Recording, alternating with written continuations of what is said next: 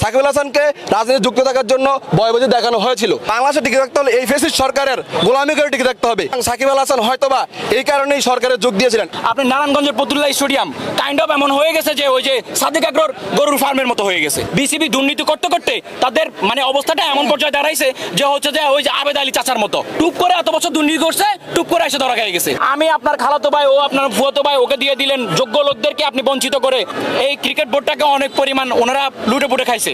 এই জিনিসটা আর করতে দেওয়া যাবে না। আপনারা যেভাবে বিশ্বের মানচিত্রে আমাদেরকে উঁচু করে ধরার কথা, সেখানে হচ্ছে যে আপনারা আমাদেরকে ডুবাই ফেলছেন। রাজনীতি করতে হবে অবসরের পরে, অবসরের আগে কেউ রাজনীতি করতে পারবে না। সাকিব আল হাসানের বিষয়টা হলো, দেখেন কয়েকদিন আগে যমুনা টেলিভিশনের চিত্রনায়ক সিয়াম ভাই বলেছিলেন যে আমরা যারা সেলিব্রিটি আছি তাদেরকে এমন জায়গা থেকে কল দেওয়া হয় যেখানে আপনারা শুনলে আপনাদের আটটাকে বেজাবে। এখন সিয়াম ভাই থেকে কিন্তু বড় বড় সেলিব্রিটি সাকিব আল হাসানকে কিন্তু ওইভাবে ম্যানেজ করা হয়েছে। হ্যাঁ, এখন সাকিব আল হাসান কেন রাজনীতি জড়ালেন ওটা উনি নিজেই জানেন। দেখেন 2018 সালে কিন্তু 2019 সালের 29 অক্টোবর কিন্তু সাকিব আল হাসানকে কিন্তু নিষিদ্ধ করা হয়েছিল। 18 সালে কিন্তু জাতীয় নির্বাচন গেছিল।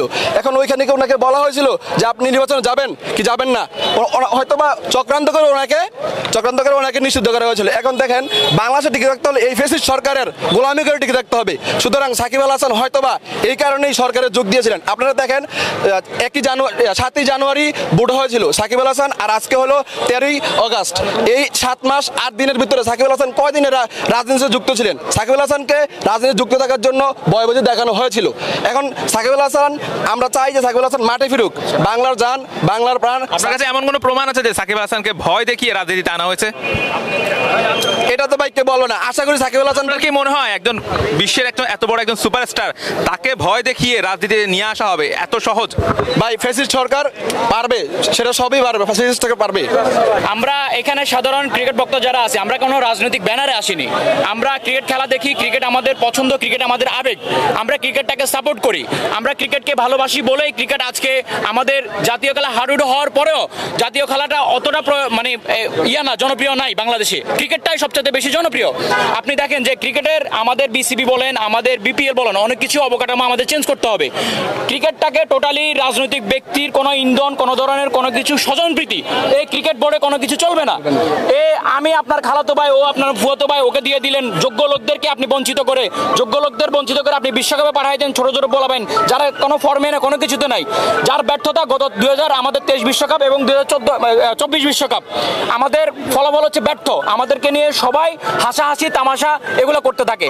আমরা রোদে শুকিয়ে বৃষ্টিতে ভিজে এই মিরপুর স্টেডিয়ামে এসে আমরা খেলা দেখি, বিনিময়ে আমরা কেউ বলতে পারবে না আমরা কোনো ধরনের আর্থিক লাভবান হওয়ার জন্য এখানে আসি।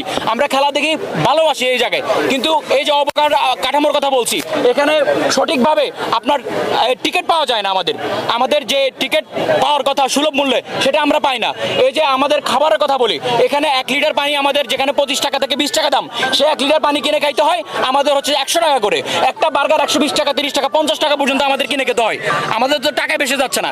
আমরা ক্রিকেটে এই বিসিবির কাছে জোর দাবি জানাই হচ্ছে যে আমাদের এটা অতি তাড়াতাড়ি সংস্করণ প্রয়োজন, এবং হচ্ছে যে যারা ফর্মে নেই তারা অনতিবিলম্বে আপনারা নিজ দায়িত্বে আপনারা সরে যান, এবং হচ্ছে যে এই বিসিবি এই ক্রিকেট বোর্ডটাকে অনেক পরিমাণ ওনারা লুটে পুটে খাইছে।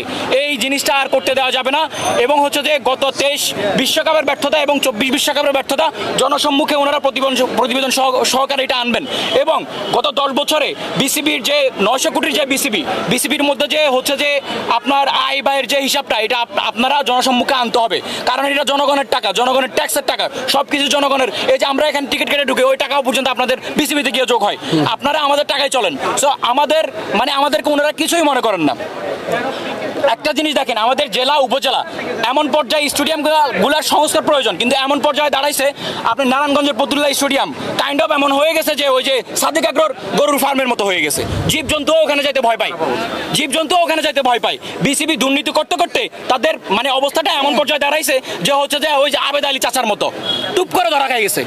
টুপ করে এত বছর দুর্নীতি করছে, টুপ করে এসে ধরা খেয়ে গেছে। এখন ওনারা কিছু করতে পারবে না। এখন অনেক হুজুর অনেকে অনেক কিছু সংস্করণ করতেছে, যেটা ওনাদের অনেক আগে করা দরকার ছিল, অনেক আগে করা দরকার ছিল।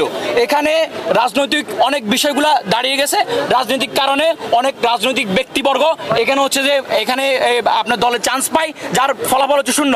আমাদের দাবি, আমাদের বিপিএলকে একটা নির্দিষ্ট অবকাঠামোর মধ্যে আনতে হবে এবং হচ্ছে যে বিপিএলে যেসব দলগুলো থাকবেন এগুলো কোনো রাজনৈতিক মালিকানা থাকা যাবে না সেখানে। তাহলে আপনি রাজনৈতিক বৈষম্যটা, রাজনৈতিক অধিকারটা আপনি তখনই খাটাবেন।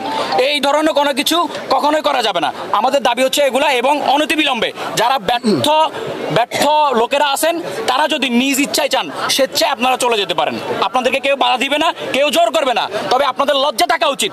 আপনারা যেভাবে বিশ্বের মানচিত্রে আমাদেরকে উঁচু করে ধরার কথা, সেখানে হচ্ছে যে আপনারা আমাদেরকে ডুবাই ফেলছেন। আমরা প্রতিদিন খেলা দেখি, প্রতিটা বিশ্বকাপে আমরা খেলা দেখছি। ওই যে আনোয়ার হোসেনের মতো অবস্থা আমাদের হয়ে গেছে। ওই যে আপনার মনে করেন ট্যাবলেট নিয়ে বসতে হয়, প্রেশার মাপার মেশিন নিয়ে বসতে হয়। এই ধরনের কোনো ঘটনা যাতে আমাদেরকে ভবিষ্যতে না দেখতে হয়, এবং সুন্দর একটা দল আমরা দেখতে চাই যেখানে পারফরমেন্স যারা করবে তাদের যাতে যোগ্য ব্যক্তিদের যাতে মূল্যায়ন করা হয় দলের মধ্যে, সে আমরা জোর দাবি জানাই। এবং যারা আছেন আপনারা পারতেছেন না, আপনারা আপনাদের মতো করে সরে যান, আর নাহলে সুন্দর করে সংস্কার করেন।